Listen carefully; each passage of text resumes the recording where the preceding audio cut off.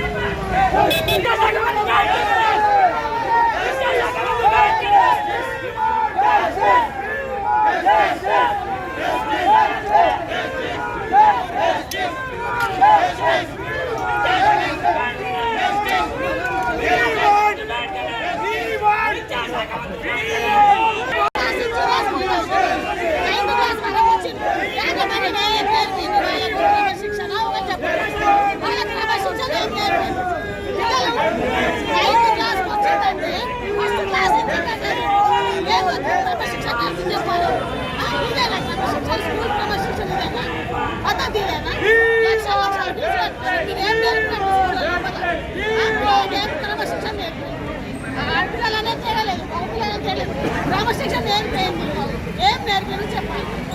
యాజమాన్యం ఏం చేస్తుంది, క్లాస్ టీచర్ ఏం చేస్తుంది, అది తెలియాలి కదా. ఇప్పుడు ప్రిన్సిపల్ పట్టించుకోవాలి కదా.